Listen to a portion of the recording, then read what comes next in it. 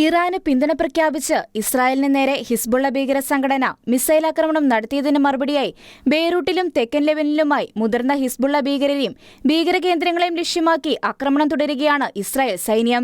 ഇറാന്റെ സമ്മർദ്ദത്തിന് വഴങ്ങി ഇസ്രായേലിനെതിരെ ആക്രമണം നടത്താൻ തീരുമാനിച്ച ഹിസ്ബുള്ള തലവൻ നയീം കാസിമാണ് ഉന്മൂലനം ചെയ്യേണ്ട അടുത്ത ലക്ഷ്യമെന്ന് ഇസ്രായേൽ പ്രതിരോധ മന്ത്രി ഇസ്രായേൽ കാറ്റ്സ് പ്രഖ്യാപിച്ചു.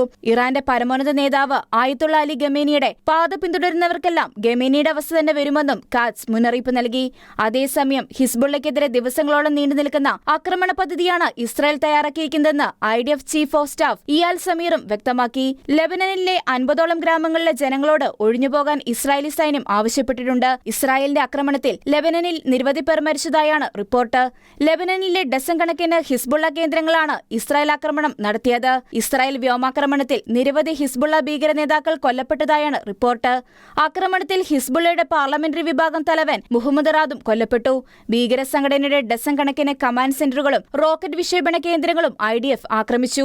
ഹിസ്ബുള്ള ഭീകര സംഘടനയിൽ ഇപ്പോഴും ജീവിച്ചിരിക്കുന്ന മുതിർന്ന കമാൻഡർമാരെ ലക്ഷ്യമാക്കി ആക്രമണം നടത്തിയതായും IDF വക്താവ് ബ്രിഗേഡിയർ ജനറൽ എഫി ടെഫ്രിൻ അറിയിച്ചു. ഹിസ്ബുള്ള എന്ന ഭീകര സംഘടന ലെബനൻ എന്ന രാജ്യം നശിപ്പിക്കുകയാണെന്നും ഇപ്പോൾ നടക്കുന്ന സംഘർഷങ്ങളുടെ പൂർണ്ണോത്തരവാദിത്തം അവർക്കാണെന്നും ഇസ്രായേൽ പറഞ്ഞു. അതേസമയം ഇസ്രായേലിലേക്കുള്ള മിസൈൽ ആക്രമണങ്ങൾ രാജ്യത്തിന്റെ സുരക്ഷയെ അപകടത്തിലാക്കുന്ന ഉത്തരവാദിത്തമില്ലാത്ത പ്രവൃത്തിയാണെന്ന് ലെബനൻ പ്രധാനമന്ത്രി നവാഫ് സലാം വിമർശിച്ചിരുന്നു. ഇന്റർനാഷണൽ ഡെസ്ക് ഷെക്കാന ന്യൂസ്.